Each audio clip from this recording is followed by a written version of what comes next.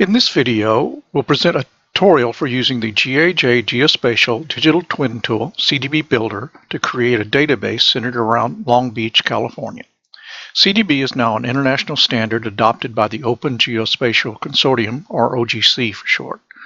CDB started as an open industry specification designed for US SOCOM and utilized originally in helicopter simulation. The format is designed to provide a common format across all phases of a simulation, including out-the-window visualization, or OTW for short, night vision goggle visualization, or NVG, radar simulation, forward-looking infrared simulation, or FLIR for short, and computer-generated forces simulation, or CGF. This support is provided in one common format. It was originally referred to as Common Database. However, with its adoption by OGC, the name was shortened to just the letters CDB. When adopted by OGC, the version number was reset to 1, thus the older industry specifications actually has a higher version number. The two industry specifications that are still in common use are versions 3.0 and 3.2. DTT CDB Builder provides a what you see is what you get, or WYSIWYG approach to building and editing CDB, as well as a high-performance CDB compiler that can be used to set up an entire production in a queue and run in an automated fashion. In this tutorial, we're going to use the tool in the hands-on interactive approach and show where the content goes in the CDB folder structure.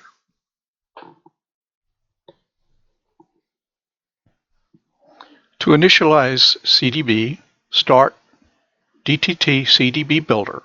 Open the CDB tab. Press the Select button on the CDB Root Directory panel. If you should have a CDB that is already selected, use the caret on the right side of the Select button and press Clear to remove the current selection. Navigate to your output location. Create a folder named Tutorial CDB. Select this folder. On the specification version, the same CDB Root Directory panel, select 3.0. Press the Initialize button on this panel to initialize the CDB directory structure. When the initialization is complete, you are prompted to exit and restart the application. Press OK, then restart DTT CDB Builder.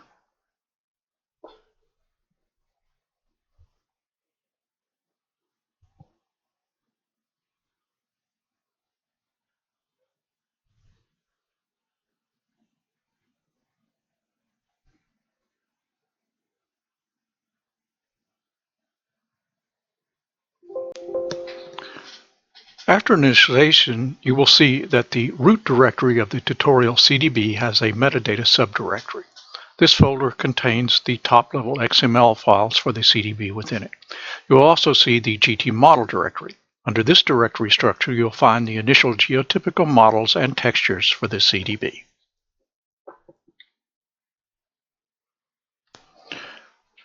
The first step in our video insertion process will be to insert the NASA Blue Marble background information.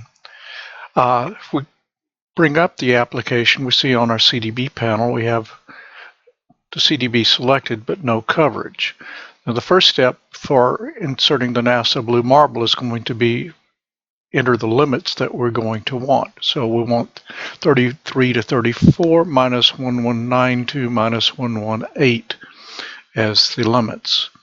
Once that's done, we can trim that so that we stay just inside the GeoCell for the data insertion, and we don't get extra cells after it. To insert the GeoCell, select WMTS and then select the top server, which is the NASA Gibbs server. Press the query button, and that goes out and pulls the layers off of the query. Then you'll need to, there are a lot of layers on this server, so move down to the Blue Marble with bathymetry for this one. Okay, once you select that, it takes just a second to go out and query the server again for this particular layer, come up with its parameters. Once that's done, we see that it is going to insert the data into CDB level 0. We'll bring up our message window so that we can see the logging as it happens. The message window is a dockable window, so if you have two screens, you can take the window and shove it off on another screen, or you can leave it docked and shrink it down however you need to do it. To actually insert the data, we go back to our imagery panel and then press Process.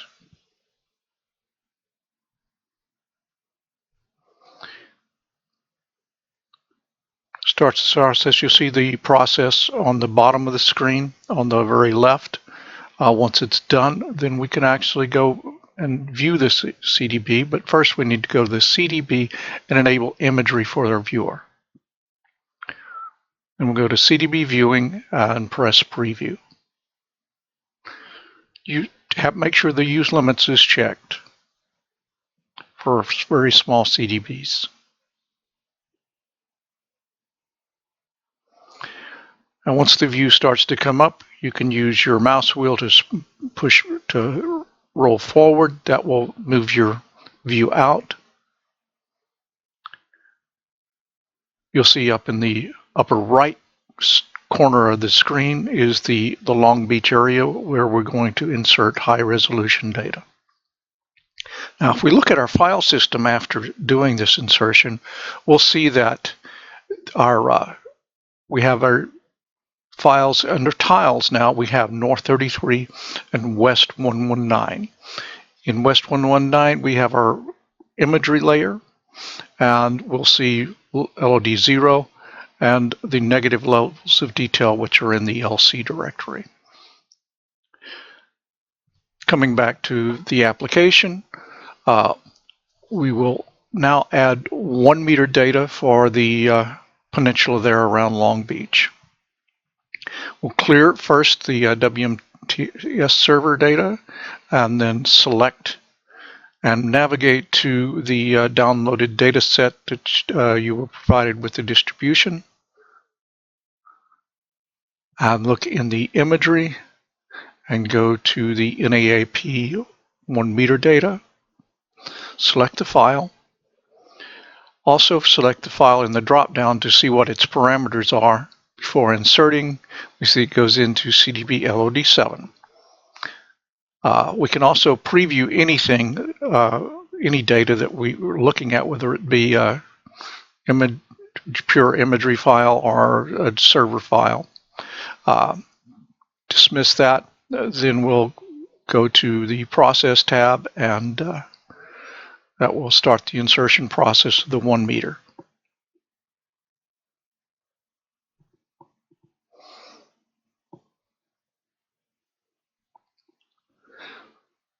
Jumping now to the insertion being completed, we'll go back to our CDB viewing tab, press preview to actually see the data as it's been inserted.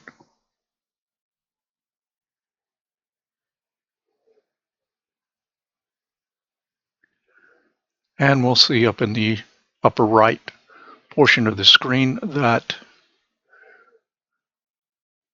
our 1 meter data is in that area of coverage. We'll zoom in, and it takes a little bit to page in. Notice on the screen that on the bottom of the screen you have your cursor latitude, longitude, and elevation. At this point, all of the elevation is pretty much 0. It may show a little variation, but not very much.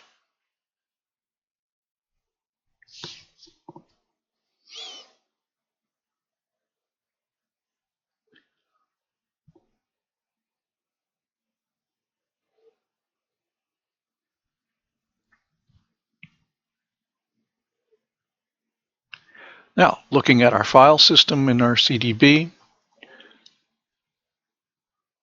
we'll see that in our imagery folder, we now have LODs 0 through 7. If we zoom down to the individual files, we see that all of the imagery coverage is tiled JP2 or JPEG 2000 files. Coming back to the application, we'll now move to the 1-foot data section, or 1-foot GSD. First, clear the imagery selection. Select, navigate to imagery, and then the 1-foot. Select that Los Angeles 1-foot demo. Select it again in the drop-down, and we see it goes into CDB LOD9.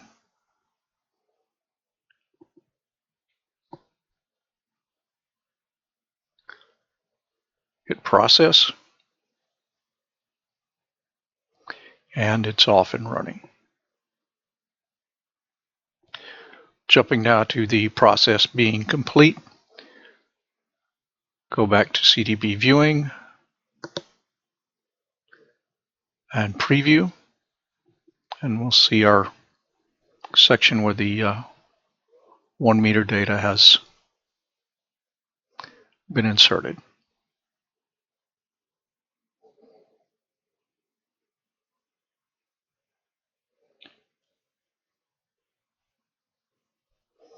Takes just a minute to page in.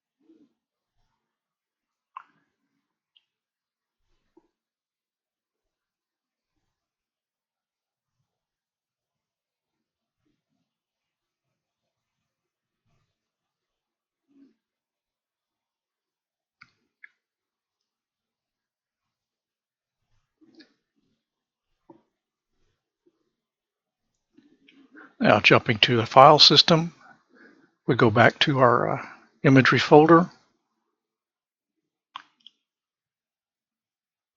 We see now that we have LODs 0 through 9.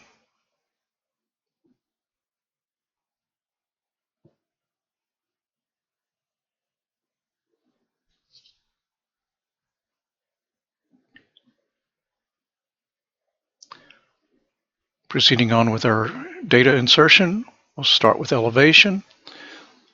Press select on the single elevation tab, then navigate to elevation on the distribution and go to the Long Beach East and select the North 34 West 119. Select it here also to see the parameters on it. It will go into CDB LOD4. Select GeoCell to insert this one. This will keep it from expanding out over the edges of the tile. And then Process.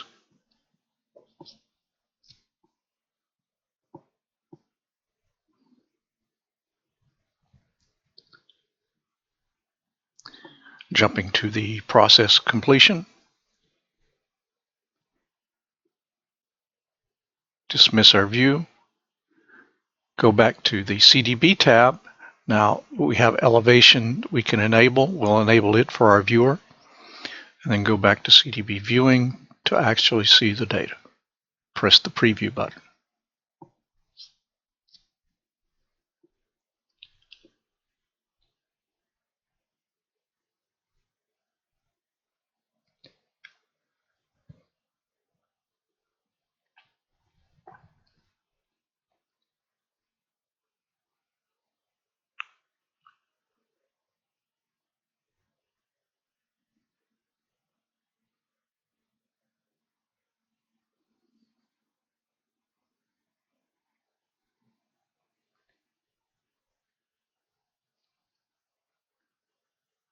Takes a little while for the data to page in.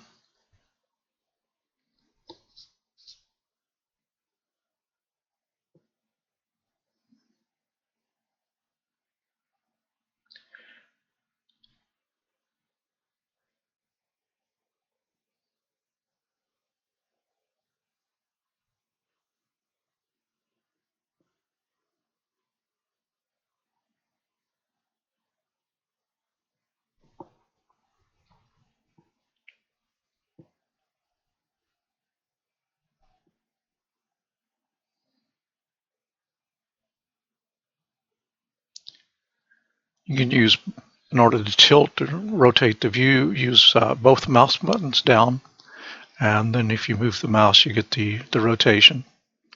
If you hit the W key, you can see your wireframe. At this point it hasn't loaded the all the levels of detail yet, but gives you a good idea.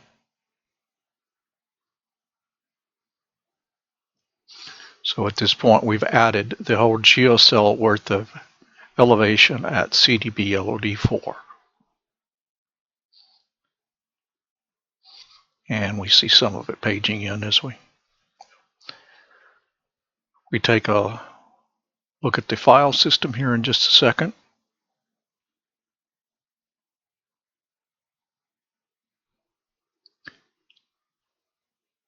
We'll see that in our tiles North 33 West 119 we now have an elevation and min-max elevation. Under elevation we have LOD 0 through LOD 4. If we go down to the individual tiles, we'll see that all of the elevation tiles are GeoTIFF files. And in this case, they are 32-bit floating point GeoTIFFs.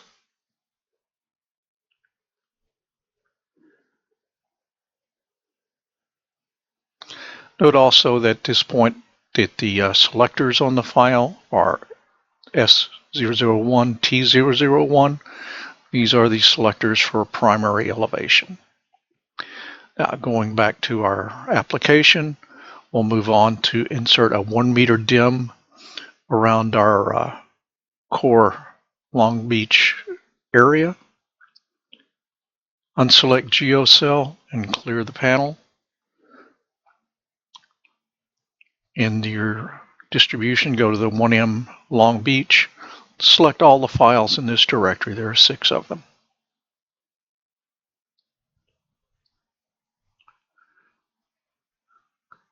Select one in the drop down so that we see the parameters. So this is going to go into CDB LOD7, and then we hit process and begins the insertion process.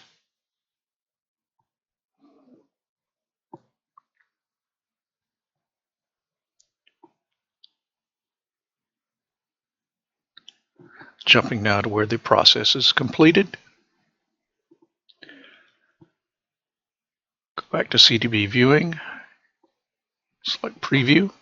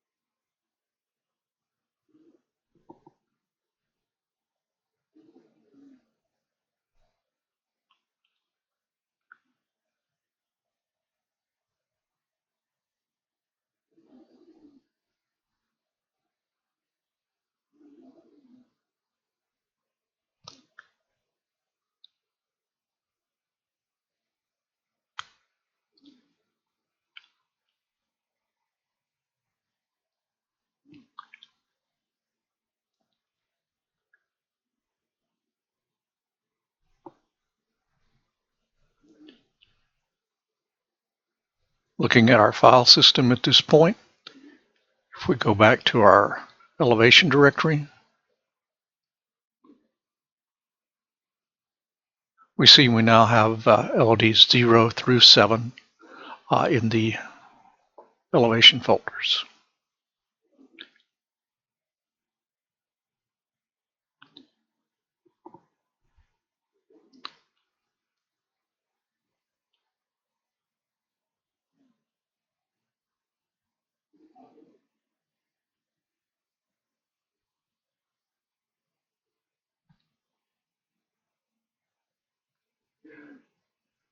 Jumping back to the application, we see that we have our imagery and elevation fully loaded. If we go to wireframe, then we see the 1 meter mesh in the harbor area.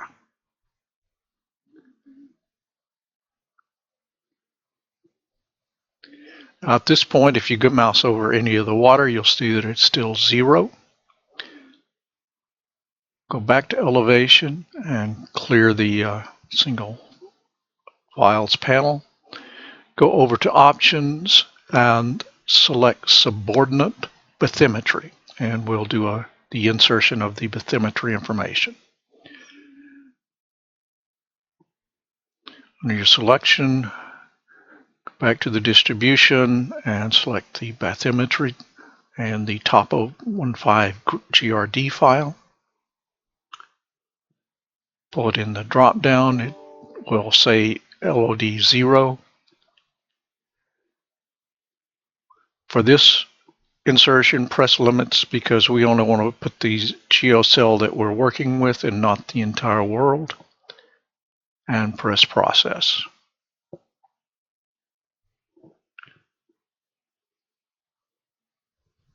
Jumping to the process being completed.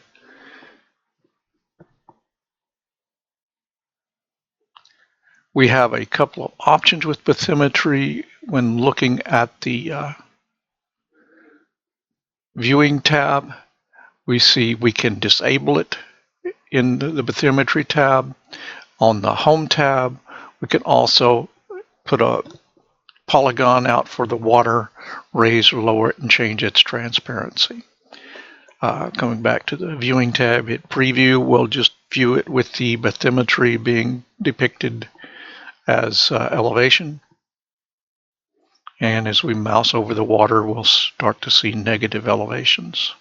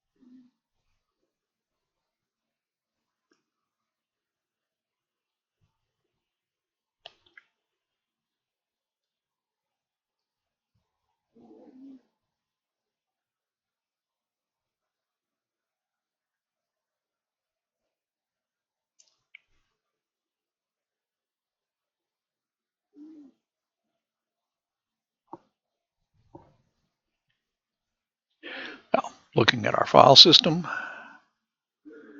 let's go back and look at one of our elevation tiles.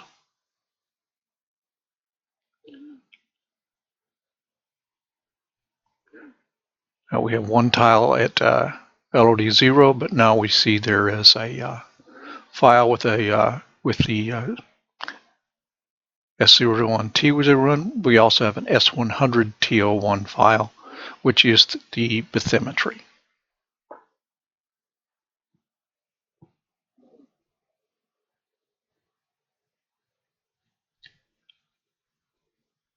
Moving back to our application, now we'll move on to creating our network layers in CDB. The first step in this is going to be tile our data to our base map system. This is used for a lot of things going forward, such as mapping items to 3D from our input vector data.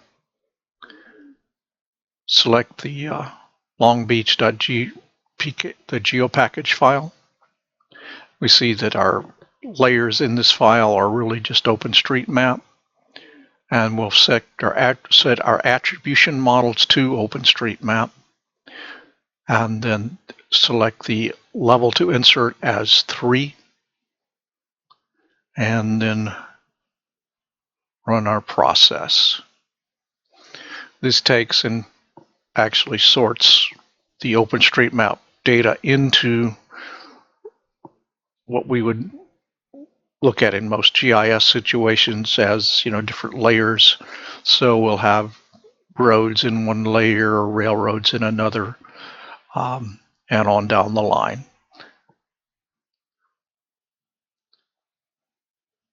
Looking now to after we complete that insertion, we can actually view the data in our base map on the screen here. We'll go back to our CDB tab, and on the very right under vector base, check the roads, rivers, rail, power, and water. Go back to CDB viewing.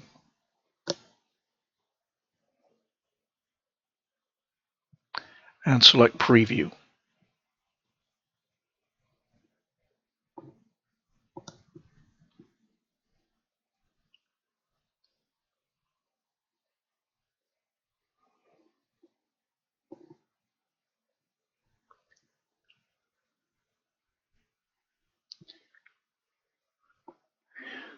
Now, in the application, the vector layers load close in. They don't load a long way out. They also take a bit of time to load.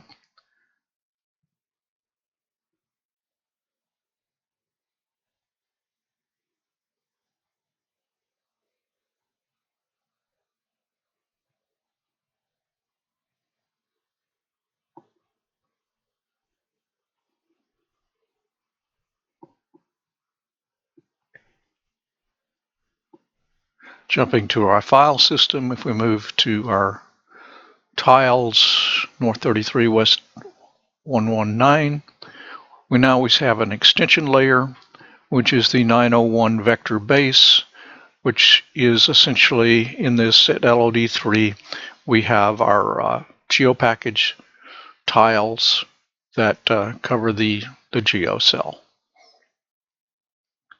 And each of those GeoPackages contains the total set of vector layers.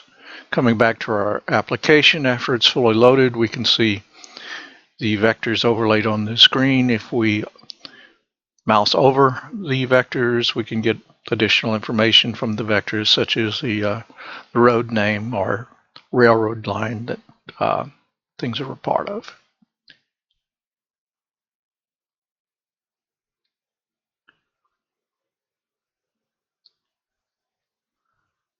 Coming back now, we'll actually process that vector information into the CDB vector layers. At this point, we check the road network and press process on process data tab.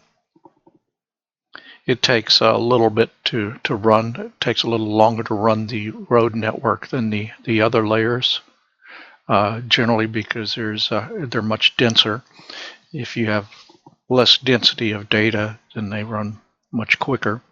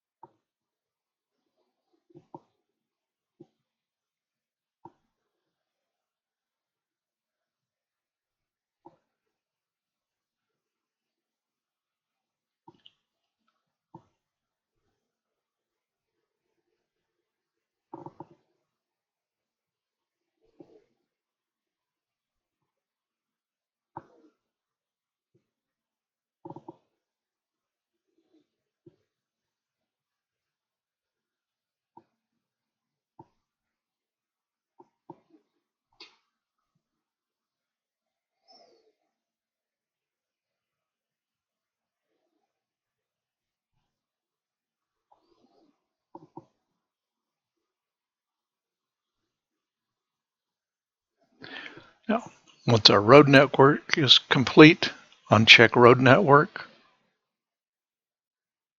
and then check the Railroad Network. Press Process again, and this will create the railroad network files in the CDB.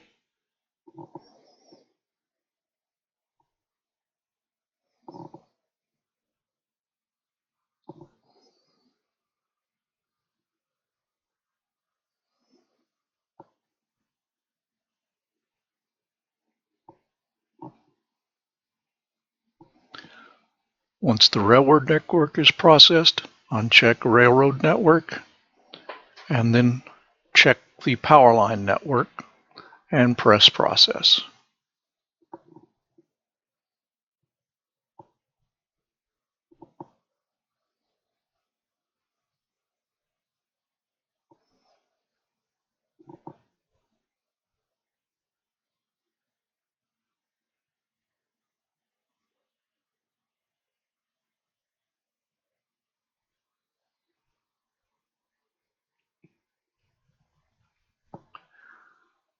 Once power line network is completed, uncheck Power Line, then check the hydrography network.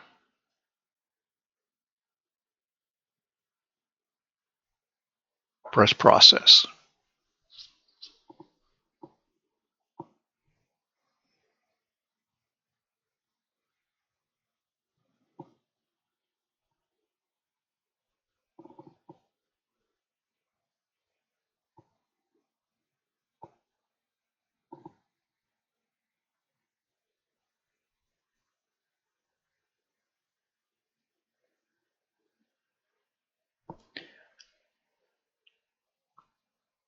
Once the hydrography network is completed, uncheck the hydrography network, and then check the hydrography areas.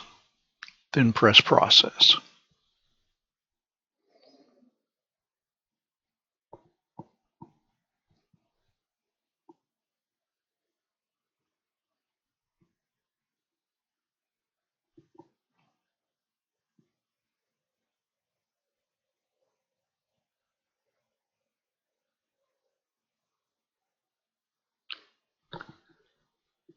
Once that layer is complete, uncheck Hydrography Area, and then check Geopolitical.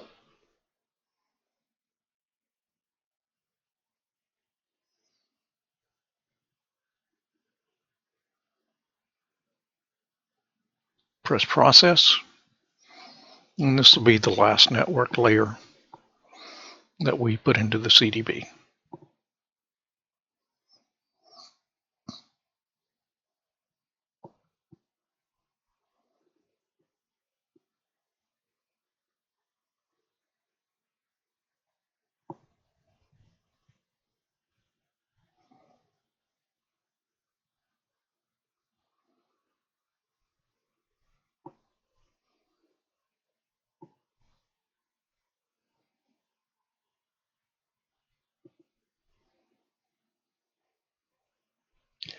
Now, looking at our file system, if we go to our Tiles North 33, West 119.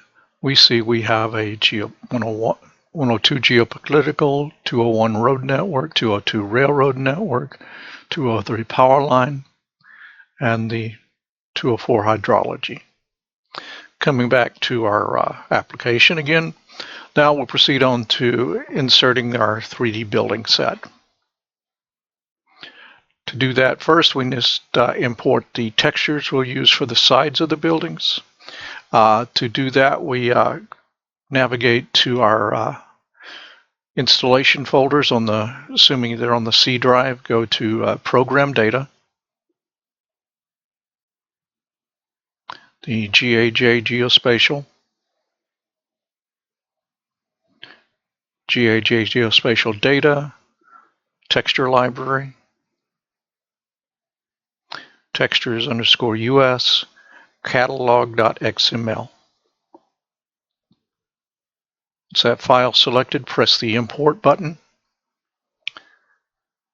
Just takes a couple of seconds for this import to actually process, and we'll proceed on to the Models tab to bring in the models. Now this will be a model set that is essentially brought in as footprints. So we navigate back to our demo data distribution, go to Buildings, and select the Long Beach buildings.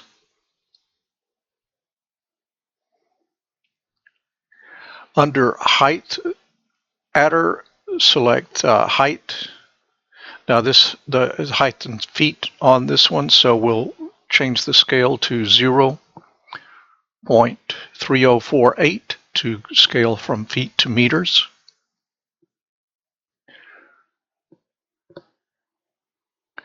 And to make our buildings look more realistic, we'll actually pull the roof from image to build our 3D models. So we check this over on the Options panel, and then we'll run the GenRoof process to actually pull the roofs from the image.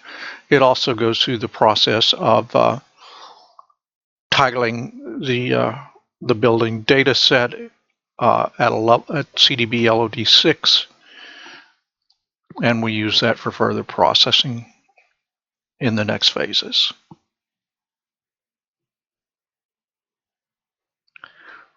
Jumping now to, I guess we're still processing. As the processing moves along, we see the building count on the bottom of the screen increment.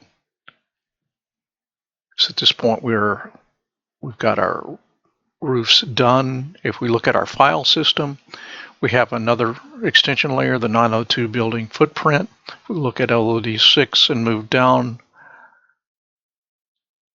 we have our GeoPackage files.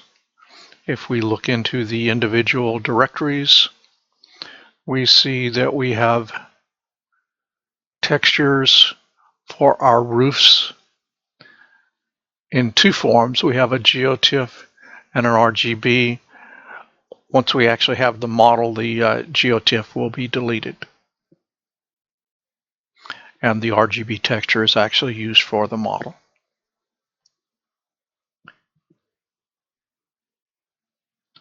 Coming back to our application, the next step is the prepare process.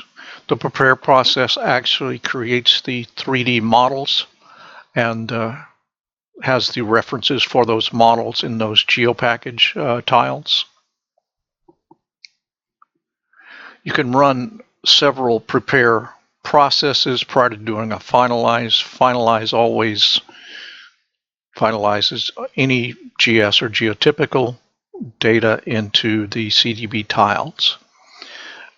If you're pulling roofs, however, you do have to pull roofs, then run prepare, with the same settings. But you can do that as many times as you need and then do a finalize.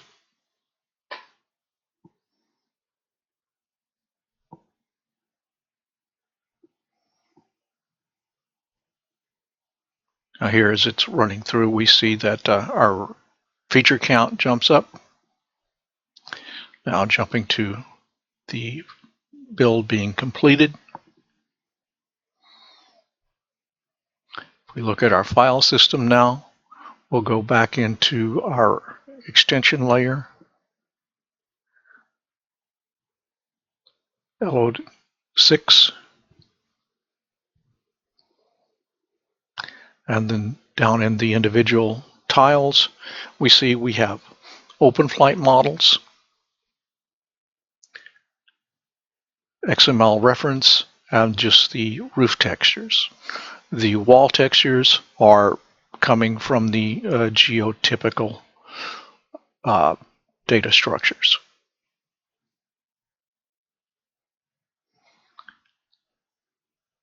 Coming back to our application, now we finalize the process, which actually creates the CDB layers for the 3D models.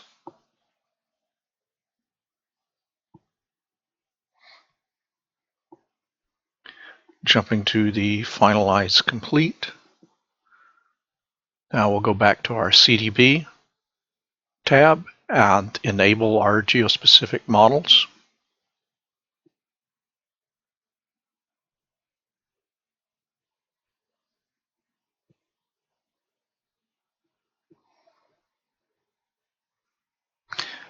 Also uncheck our vector base to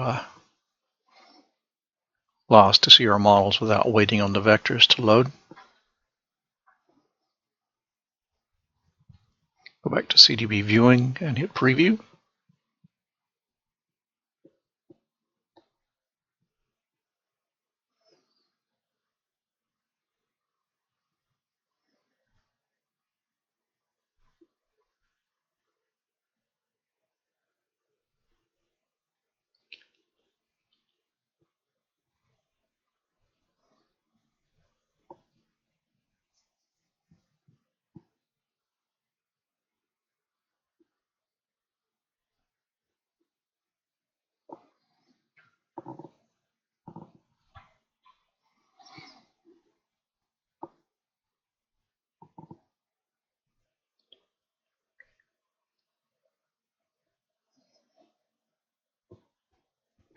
Takes just a little bit for the buildings to load.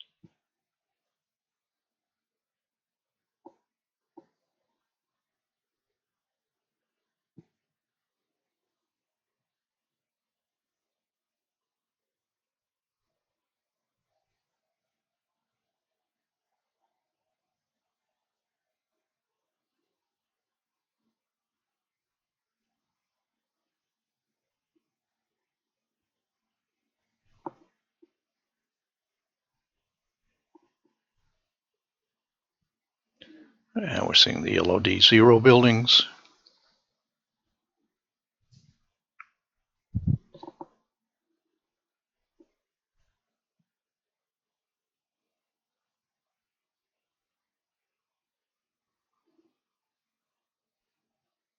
Now jumping to the load being complete, we see their train loaded with the buildings generated from building footprints. They have geospecific roof textures and geotypical wall textures.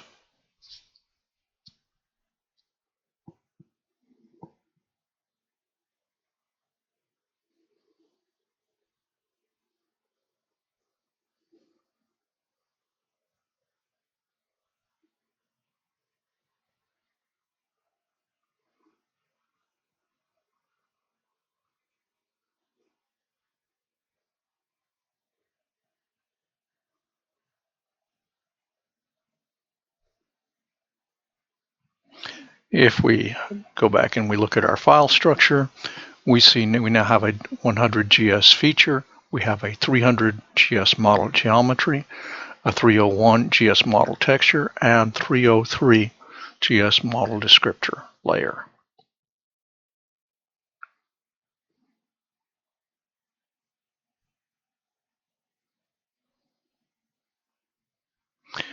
Coming back into our application, we'll next insert the trees that we have for this area. To do this, go to Feature Mapping, navigate to the trees in your distribution. It'll come up as Long Beach trees. Under the feature category, select Type, and the value is going to be deciduous. Then height adder is going to be height underscore M. Height's in meters in this file, so set our scale to 1. Come back and select Model. Now these are models in the geotypical directory, so you navigate through Vegetation, see Woodland, Trees. Then their features will go down and select a medium-sized 4-poly oak tree.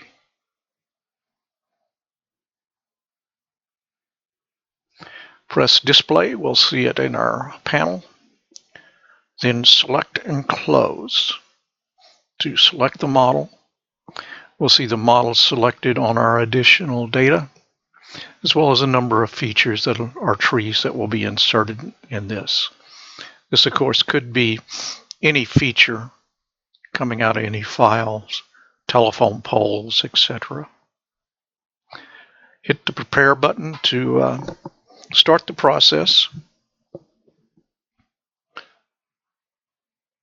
Again, like the geospecific models, you can run as many prepares as you need.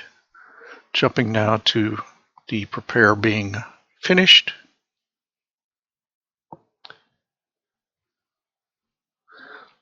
Looking in our directory structure, we'll see the 903 working GT model import, which has geo package files at LOD6.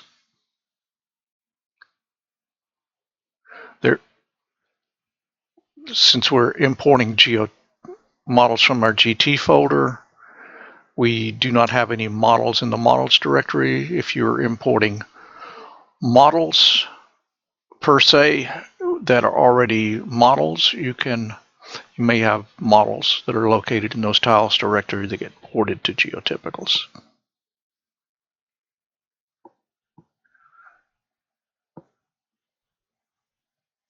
Now we'll go to Finalize.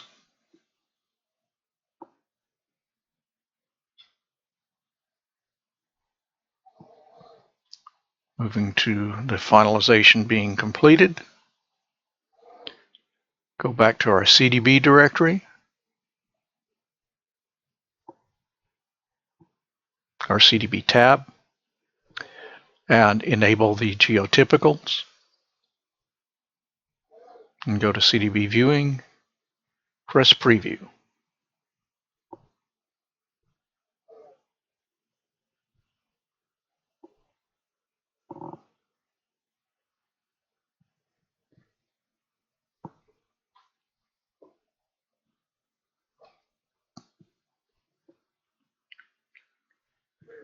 Again, it takes just a little while for our data to load.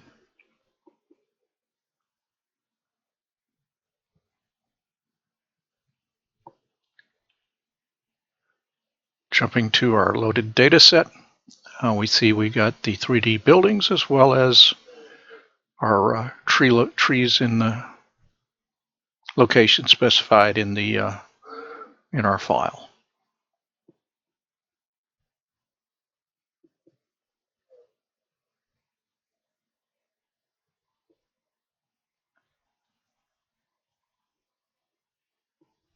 There are some other panels in the application that allow us to do things like map species of different trees when we have a species map.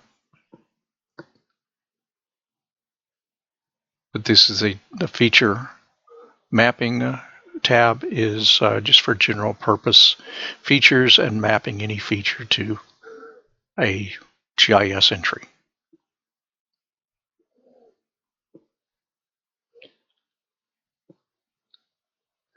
Now,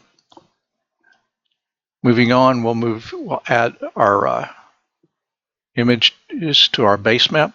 This is an optimization that can be used to actually go through a model editing process. We add our imagery to our base map layer and elevation to the base map layer. Then we can use those base map tiles as the limiting factor for editing. It also loads a little faster than pure CDB in OpenSceneGraph.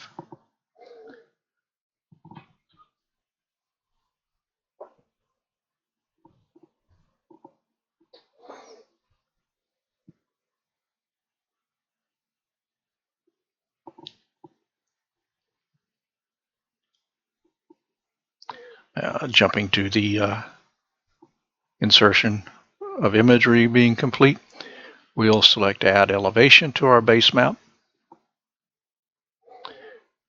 And this is going back into those same vector base map files in the 900 vector base extension layer. And once this is done, now we'll go through a demonstration of using those tiles to edit data. To edit data in the CDB, you need to select a geocell, so you have a geocell limit in this panel. And you open for edit, navigate to the tile that you want to open. In this case, this will be the file area we've been looking at is in U5R5. So we select this file.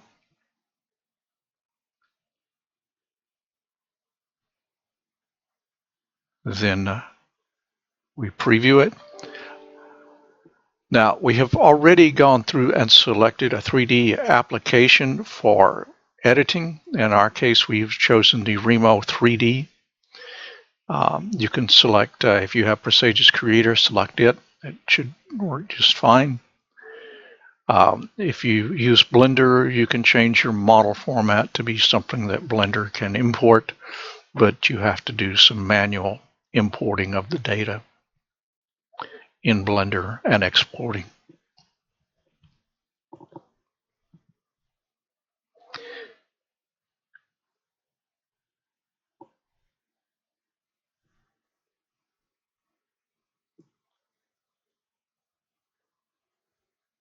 Now, the data being loaded is limited to our 1/64th of a geocell that is in that LOD3 geopackage file. Loads in a little faster, although the models in this case are still coming directly from our CDB.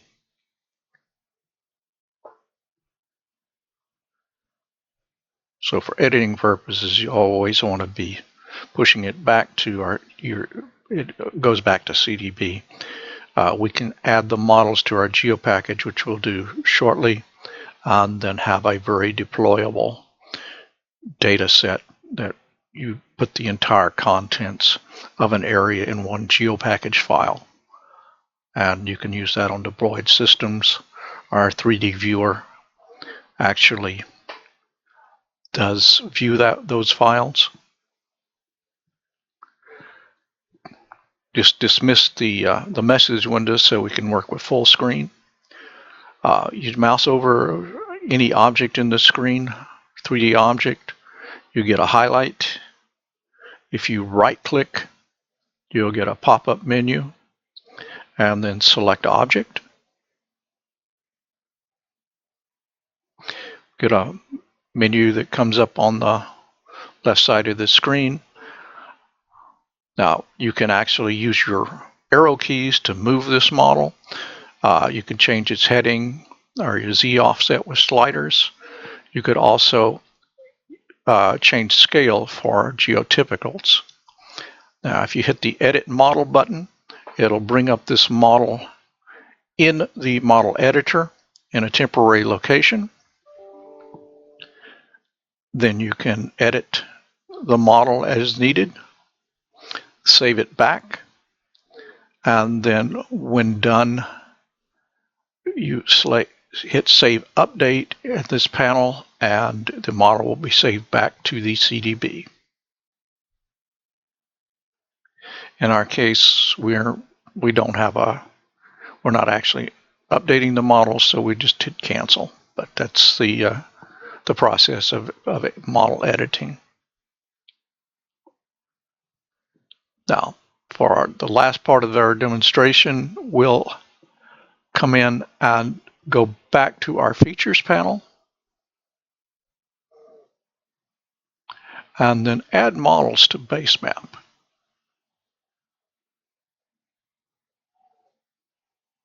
And once the models are in the GeoPackage file, these are not editable models at this point, but they are certainly very deployable. At this point, we jump forward to where our models have been inserted. If we go to our GeoPackage Import tab,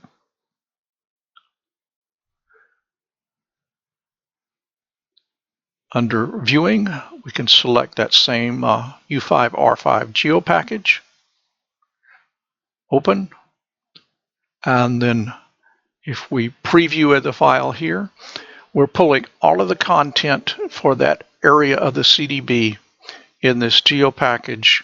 And so the data that you see on the screen is coming from one single file, which for deployability issues becomes very attractive.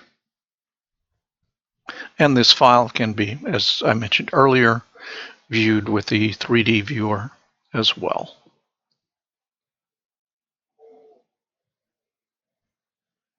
It can also be viewed with any application that is built using our open source API for CDB.